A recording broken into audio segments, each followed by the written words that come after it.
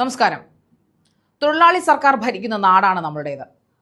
എല്ലാവർക്കും തൊഴിൽ കൊടുക്കും, പ്രത്യേകിച്ചും വനിതകൾക്ക് പ്രാതിനിധ്യം കൊടുക്കുന്ന തൊഴിൽ മേഖലകൾ വർദ്ധിപ്പിക്കും, അല്ലെങ്കിൽ തൊഴിലുകൾ വർദ്ധിപ്പിക്കും. സർക്കാർ സ്ഥാപനങ്ങളിൽ വനിതകൾക്ക് കൂടുതൽ പ്രാധാന്യം കൊടുക്കുമെന്ന ടാഗ്ലൈനോടുകൂടി അധികാരത്തിലേറിയ സർക്കാർ.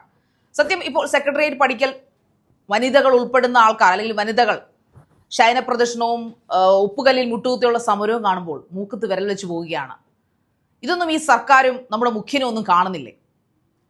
ഒരു ജോലിക്ക് വേണ്ടി PSC റാങ്ക് ലിസ്റ്റിൽ CPO റാങ്ക് ലിസ്റ്റിന്റെ കാലാവധി തീരാൻ ഇനി ഏതാണ്ട് 11-12 ദിവസം മാത്രം ഉള്ളപ്പോൾ 1000-ഓളം, ഏതാണ്ട് 600-ഓളം ഒഴിവുകൾ റിപ്പോർട്ട് ചെയ്ത ഈ ഒരു ലിസ്റ്റിലേക്ക്, അല്ലെങ്കിൽ ഈ ഒരു ഒഴിവുകളിലേക്ക് അത് നികത്താതെ നോക്കുകുത്തിയായിരിക്കുന്ന സർക്കാരിന്റെ പണി എന്താണ്? അവിടെ താഴേക്കിടയിലുള്ള ആൾക്കാർ ഉറക്കം വിളിച്ചിരുന്ന് പഠിക്കുന്ന ഒരു മേഖലയായി മാറിയിരിക്കുകയാണ് സർക്കാർ ഉദ്യോഗം എന്ന് പറയുന്നത്. വേറൊന്നും കൊണ്ടല്ല, മറ്റുള്ളവർക്ക് മനസ്സിലായി ഇത് ഈ പണി നമുക്ക് പറ്റുന്നതല്ലെന്ന്. കാരണം അതിനകത്ത് മുഴുവൻ അഴിമതി കുത്തി നിറച്ചിരിക്കുകയാണ്. കാരണം അറിയാം, ഇതിനു മുമ്പ് പോലീസ് കോൺസ്റ്റബിൾ ആണുങ്ങളുടെ റാങ്ക് ലിസ്റ്റിൽ 1ഉം 2ഉം സ്ഥാനത്ത് 1ാം റാങ്കും 2ാം റാങ്കും കരസ്ഥമാക്കിയത് നാട്ടിലെ പ്രമുഖ ഗുണ്ടകളാണ്.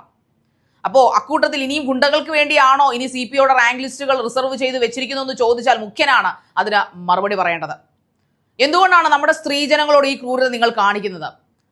കമ്മ്യൂണിസ്റ്റ് സർക്കാരിന്റെ ചരിത്രം നോക്കുമ്പോൾ ഏറ്റവും അധികം സമരമുഖങ്ങൾ നടത്തി, ഇൻകുലാബ് സിന്ദാബാദ്, അതായത് തൊഴിലിനു വേണ്ടിയും സ്വാതന്ത്ര്യത്തിനു വേണ്ടിയും സമരം ചെയ്ത, ചോരപ്പുഴ ഒഴുക്കി, അവരുടെ കൊടിയുടെ നിറം പോലും ചുവപ്പാണ്. ആ സമരങ്ങൾ ചെയ്ത് വിജയങ്ങൾ നേടിത്തന്ന ഒരു കമ്മ്യൂണിസ്റ്റ് പാർട്ടി, അല്ലെങ്കിൽ നമ്മുടെ നാട് ഭരിക്കുന്ന, കേരള സംസ്ഥാനം ഭരിക്കുന്ന പാർട്ടി. പക്ഷേ ആ സംസ്ഥാന സർക്കാർ ഭരിക്കെ തന്നെ ഈ പറയപ്പെടുന്ന ഉദ്യോഗാർത്ഥികൾ, അത് ഏത് മേഖലയിൽ നിന്നും ആയിക്കൊള്ളട്ടെ, സമരം ചെയ്യേണ്ട ഒരു അവസ്ഥ വരിക എന്തൊരു വിരോധാഭാസമാണല്ലേ? അവരുടെ പാർട്ടി ഭരിക്കുമ്പോൾ തന്നെ സമരമാണ് സെക്രട്ടേറിയറ്റ് പഠിക്കൽ മുമ്പിൽ. അത് ചെയ്യുന്നതാകട്ടെ ഒരിക്കലും ഈ പറയപ്പെടുന്ന ഓപ്പോസിറ്റ് നിൽക്കുന്ന പാർട്ടിക്കാരല്ല, അല്ലെങ്കിൽ പാർട്ടിയുടെ ബേസ്ഡ് ആയിട്ടുള്ള കാര്യങ്ങൾക്ക് വേണ്ടിയിട്ടല്ല അവർ സമരം ചെയ്യുന്നത്, പൊളിറ്റിക്സ് വിഷയങ്ങൾ അല്ല, അവരുടെ അന്നത്തിന് വേണ്ടിയിട്ട്, അവർക്കൊരു തൊഴിൽ കിട്ടാൻ വേണ്ടിയിട്ട്. ഏജ് ഓവറായ ഒരുപാട് ആൾക്കാർ ഈ പറയപ്പെടുന്ന വനിതാ പോലീസ് കോൺസ്റ്റബിൾ റാങ്ക് ലിസ്റ്റിൽ പെട്ടിട്ടുണ്ട്. അവർ പറയുന്നത് വർഷങ്ങളോളം ഉറക്കം ഒളിച്ച് പഠിക്കുകയും ഫിസിക്കലി നേടുകയും, ഇവൻ കാലിനൊക്കെ പ്രശ്നങ്ങൾ ഉണ്ടായിട്ടും ഫിസിക്കലി നേടിയപ്പോൾ തനിക്ക് ഉദ്യോഗത്തിലേക്ക് കയറി എന്നൊരു ലെവലിലേക്ക് എത്തുകയും എന്നിട്ട് ഇതുവരെ നിയമനം നടത്താതെ ഓർത്തിട്ടാണ് അവർ സങ്കടപ്പെടുന്നത്. അവർ പറയുന്ന ഒരു ജീവിതത്തിന് വേണ്ടിയിട്ടാണ്. മിക്കവരുടെയും വീട്ടിലെ അപ്പനമ്മമാര് കൂലിപ്പണിക്ക് പോകുന്നവരാണ്, പട്ടിണിയിലാണ്.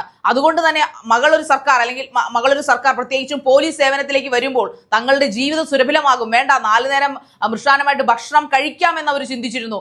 സർക്കാർ കൊടുക്കുന്ന മറ്റേ കിറ്റല്ല, കുറെ കാലം കിറ്റ് കൊടുത്ത ആൾക്കാരെ സർക്കാർ പറ്റിച്ചു. 2018 കിറ്റ് കൊടുപ്പായിരുന്നു സർക്കാരിന്റെ പണി. പക്ഷേ എന്തുകൊണ്ടാണ് ഈ PSCയിൽ ആകെ നമ്മുടെ ഉദ്യോഗാർത്ഥികൾക്കും കേരളത്തിന് വിശ്വാസം ഉണ്ടായിരുന്ന ഒരേ ഒരു സ്ഥാനം PSC ആയിരുന്നു? PSC റാങ്ക് ലിസ്റ്റിൽ വന്നാൽ എന്തായാലും നിയമനം കിട്ടും. അതായത് 1000 ഒന്നുമല്ല, മിക്കവരും 400-നും 300-നും ഇടയിൽ റാങ്ക് മേടിച്ചവരാണ്.